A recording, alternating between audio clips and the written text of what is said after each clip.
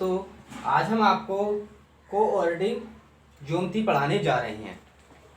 Coordinate geometry प्रारंभिक गणित का पहला ही चैप्टर है। इसमें पहला चैप्टर है कोऑर्डिनेट ज्योमेट्री, निर्देशांक ज्योमेट्री। निर्देशांक ज्योमेट्री क्या है, ये कैसे हल होगा, इसका कौन से सूत्र लगेंगे, आज हम आपको सारा डिटेल में बताने वाला है। 1 to जितने भी सवाल हैं, एक से लेके जितने भी सवाल हैं, आपको टोटल हम आपको यहाँ पे बताएंगे किस प्रकार से हल होंगे। इसमें ओनली 4 सूत्रों की जरूरत होती है। कितने सूत्रों की जरूरत होती है? ओनली 4 सूत्रों की। कौन से? नंबर 4 होता है distance formula.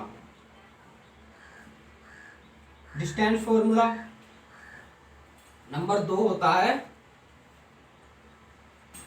Section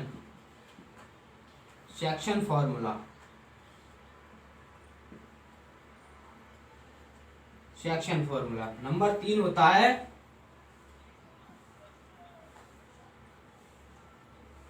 mid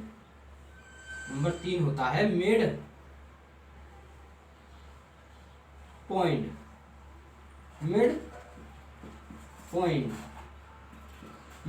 number 4 होता है त्रिभुज का क्षेत्रफल।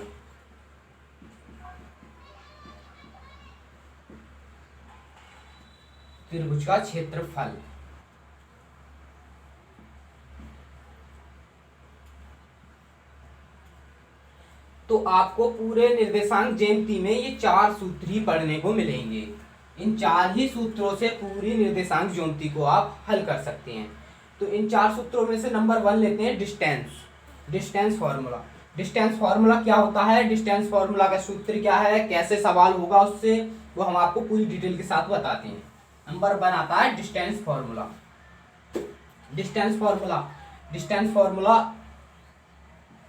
क्या है? डिस्टेंस फार्मूला का सूत्र क्या है? डिस्टेंस फार्मूला होता है x1 माइनस x2 का whole square plus y1 minus y2 का होल स्क्वायर। ये सूत्र है डिस्टेंस फार्मूला। डिस्टेंस का जहां दूरी की बात आए और 2 बिंदु दिए हों, वहां पर ये वाला सूत्र पुट किया जाएगा। तो अभी ये देखते हैं ये सवाल में कैसे पुट किया जाता है, कैसे होता है। तो किताब में पहला सवाल देख लेते हैं, क्या सवाल है। पहले ही सवाल देखते हैं।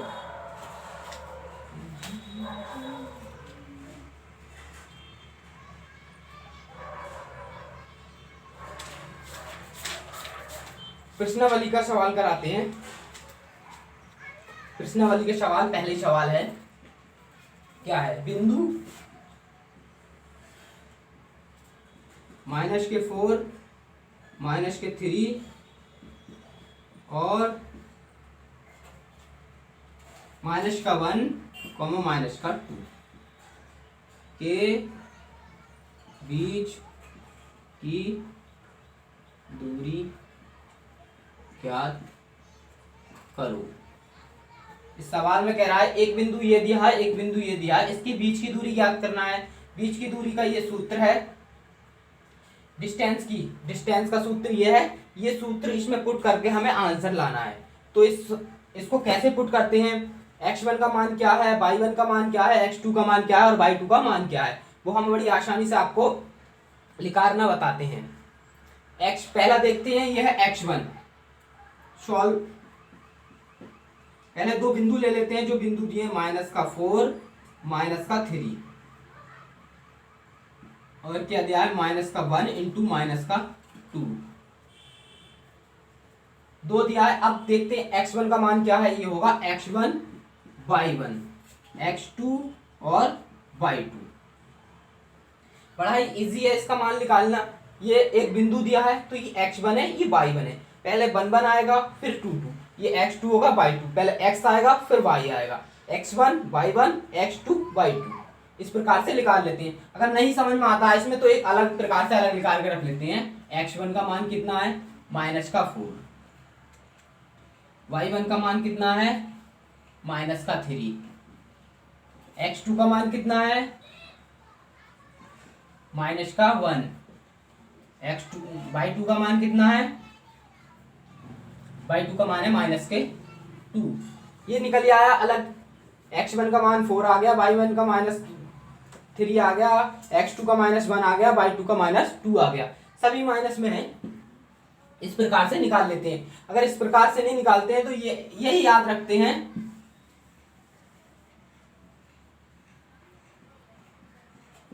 ये है x1 y1 x2 y2, x1 y1 x2 y2। याद हो गया होगा आपको बड़ी आसानी से। इस सवाल में पुट करना है। तो ये सूत्र है, इस सूत्र को इसमें पुट करना है। बीच की दूरी मांगी, डिस्टेंस का सवाल। क्या है, x1 पहले अंडर रूट x1 कहाँ है, x1 का -4 है, -4 माइनस, सूत्र में माइनस है और माइनस, फिर अब बाई x2 का मान देखते हैं। अब x2 का मान क्या है, माइनस का 1, माइनस और माइनस क्या हो जाएगा, प्लस, प्लस का 1 का होल स्क्वायर, प्लस लगाते हैं, ब्रैकेट क्या है पूछा है। अब y1 का मान, y1 का मान कितना है, माइनस के 3, माइनस का 3, माइनस लगाया, y2 का मान कितना है, माइनस के 2, माइनस के 2 प्लस के 2 का होल स्क्वायर। ठीक है, अब इसे सिद्ध कर, ज्ञात कर लो। माइनस के 4 ज्यादा है, प्लस का 1, तो कितना बचेगा, माइनस का 3, प्लस माइनस का 3 है, प्लस का 2 है, तो कितने बचेगा, माइनस का 1,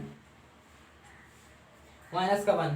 अब किसी भी संख्या को अगर निगेटिव संख्या होती है, किसी के साथ अगर निगेटिव चिन्ह आता है, माइनस का चिन्ह आता है और स्क्वायर हो, तो उसका निगेटिव चिन्ह हट जाता है। इसका 25 हो जाएगा प्लस का 25।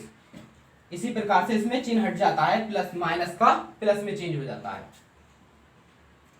3 का क्या हो जाएगा, अंडर रूट 9 प्लस 1 का कितना भी, 1 का कितनी भी हो 1 का, लेकिन 1 का 1 ही स्क्वायर होता है। 1 की गुणा कितने से भी कर लो, लेकिन 1 का 1 ही रहता है। 1 की 2 से करोगे 2 रहेगा, 1 की जितने से करोगे संख्या उतनी हो जाती है। अब 1 की 1 ये करना है तो 1 का 1 ही रहेगा, तो 1 आ गया। 9 और 1 कितना हो गया, 10। 10 हमारा आंसर हो गया। में यूनिट क्या है इसकी, इकाई। इसकी यूनिट है इकाई। तो है ना दोस्तों, कितना आसान सवाल। इसी प्रकार से अगर इसकी जगह कोई दूसरा बिंदु दिया होता, मान लो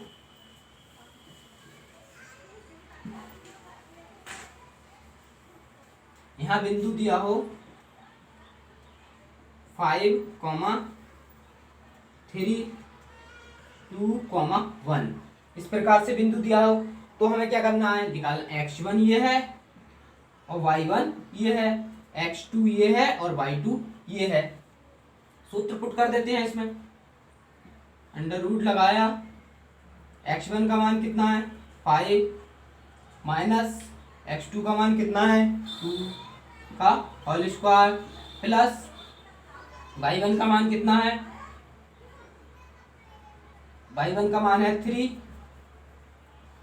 y1 का मान 3 है, और माइनस का y2 का मान कितना है, y2 का मान है 1 का होल स्क्वायर। सही लगा है। y1 का, x1 का मान 5, x2 का मान 2, y1 का मान 3, y2 का मान 1, राइट है। 5 माइनस 2 क्या आएगा 3,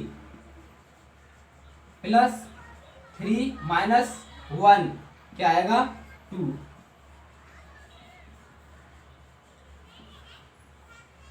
तीन का स्क्वायर कितना होता है, 3 का स्क्वायर, इसका मतलब होता है 3 की गुणा 3 बार।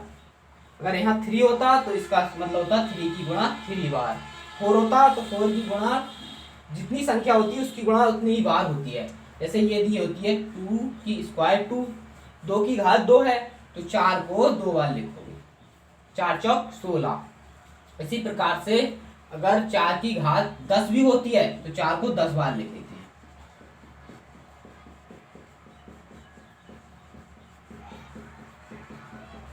One two three four five 10 1 2 3 4 5 6 7 8 9 10 और इसके बाद इसकी मल्टीप्लाइज करते चले जाते हैं।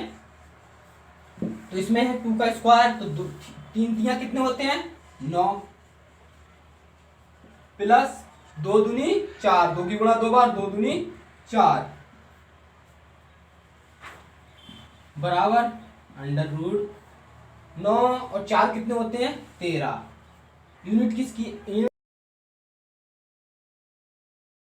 नंबर 2 आ जाता है हमारा section formula. Section formula. Section formula क्या होता है? m1 x2 plus m2 x1,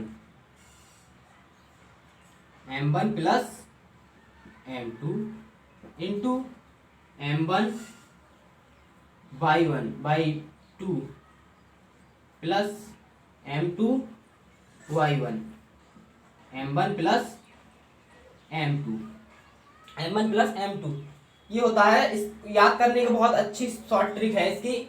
जब m1 आता है तो x का 2 आ जाता है, जब m2 आता है तो x का 1 हो जाता है। नीचे इसी प्रकार से रहता है m1 प्लस m2। अब ये किस प्रकार से हमारे सवालों पे काम करता है, एक सवाल ले लेते हैं हम। क्या है? उस बिंदु के निर्देशांक ज्ञात कीजिए। सवाल आता है इसमें, उस बिंदु के निर्देशांक ज्ञात कीजिए।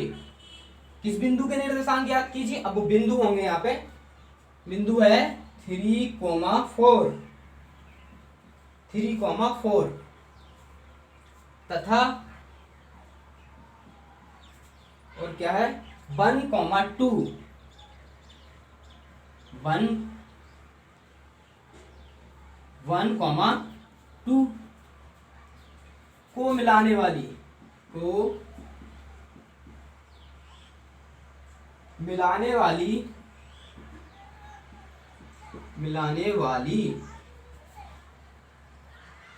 रेखा को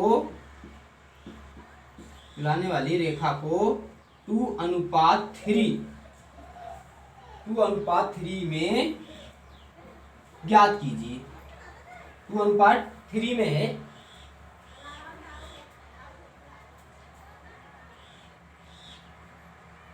अनुपात में, ये इसका अनुपात दिया है।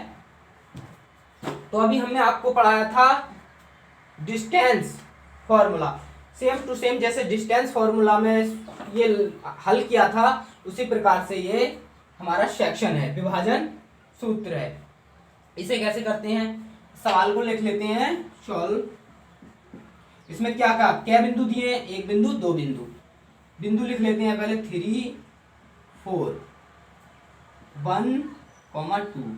वही रूल अपनाया जो पहले डिस्टेंस वाले में अपनाया। ये क्या है x1, ये क्या है y1, ये क्या है x2, ये क्या है y2, मध्य बिंदु y2। इसका फॉर्मूला होता है x1 में m1 प्लस m2 है, बट ये होगा m1, ये है y1 प्लस y1 बराबर 2 इंटू 2, m2 बराबर m1 बराबर 2, m2 बराबर 3। ये मध्य बिंदु का फॉर्मूला का तो आंसर आ जाएगा। बिंदु निकालने को बोला है तो वहां फॉर्मूला का यूज होता है। ऐसी एक सवाल का मान क्या है 2।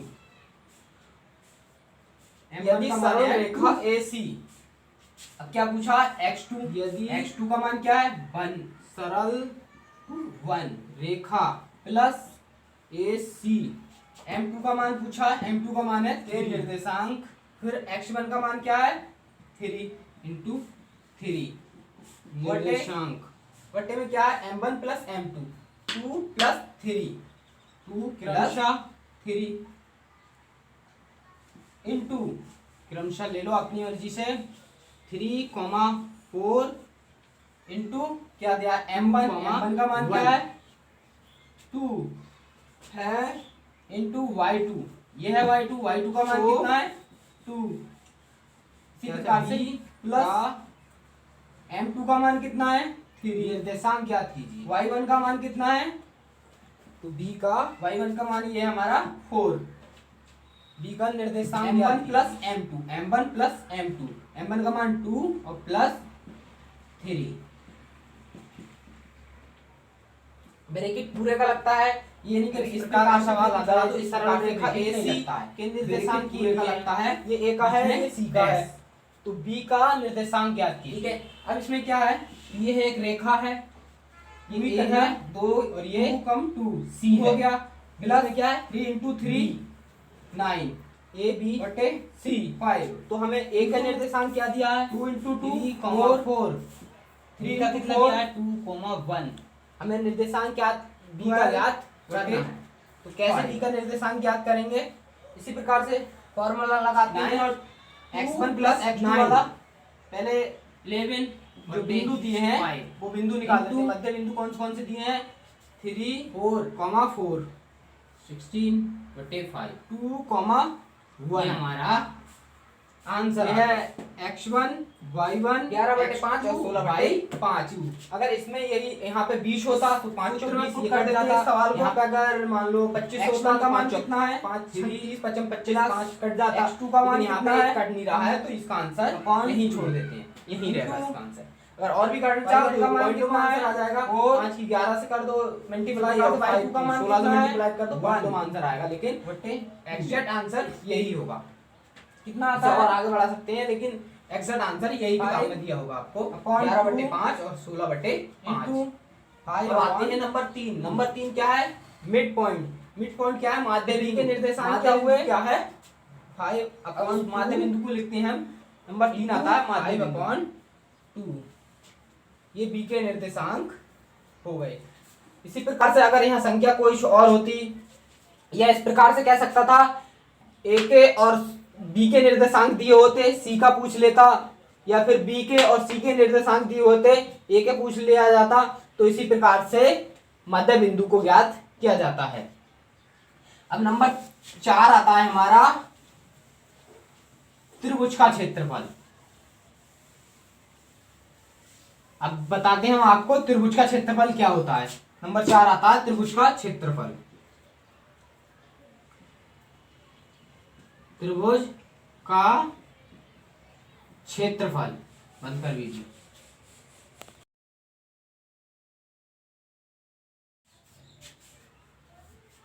त्रिभुज के क्षेत्रफल का सूत्र है। अब एक सवाल ले लेते हैं, इस सूत्र को किस प्रकार से पुट करते हैं। मान लो 3 बिंदु दिए होंगे इस प्रकार से, ये त्रिभुज है, 3 बिंदु दिएंगे 4,1 6,7 2,8। इस प्रकार से 3 बिंदु दिए होंगे, उनका क्षेत्रफल निकालना है। कैसे निकालते हैं सॉल्व। 3 बिंदु लिख लेते हैं, पहले कौन सा है 4 इंटू 1 6 इंटू 7 2 इंटू 8। अब वही रूल अपनाते हैं। x1 का मान क्या है x1 y1 x2 y2 x3 और y3 सबके मान मिल गए हमें जितने सूत्र में है। अब सॉल्व कैसे करते हैं लिख लेते हैं।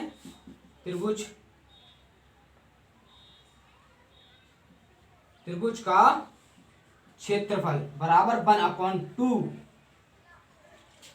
x1 का मान की जरूरत है हमें।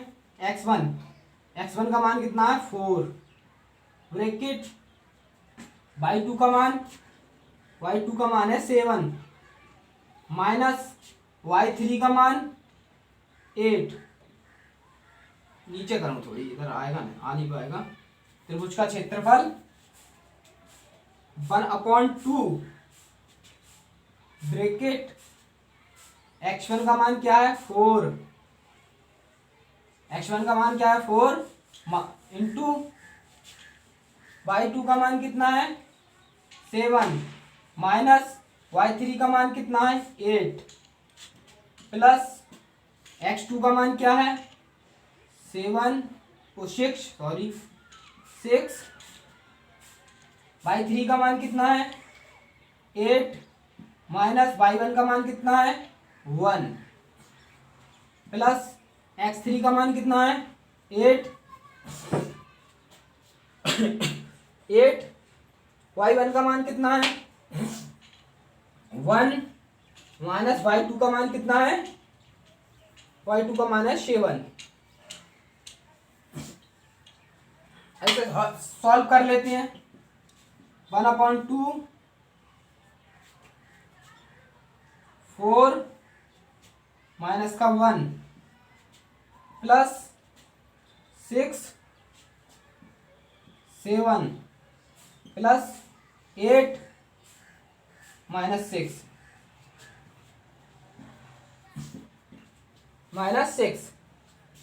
माइनस का 4 की मल्टीप्लाई बन सकी तो माइनस का 4 प्लस 42 माइनस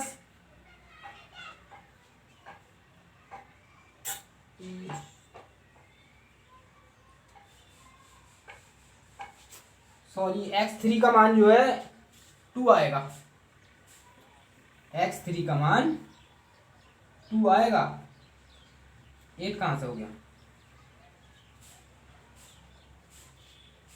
दोबारा चेक कर लेते हैं ओके ओके ओके 6 8 नहीं यहाँ 2 आएगा x3 का मान 2 y1 का मान 1 है और y2 का मान 7 है बाकी राइट है क्या होगा 6 दूनी 12 माइनस माइनस की जोड़ लेते हैं यहां पहले लिखते हैं प्लस के 42 माइनस के 16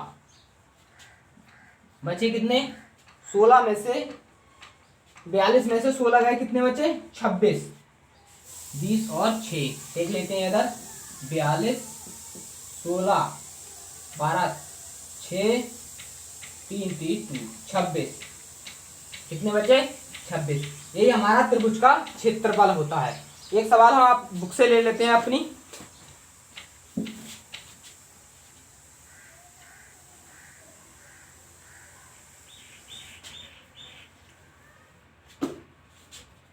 त्रिभुज का क्षेत्रफल ज्ञात करना है।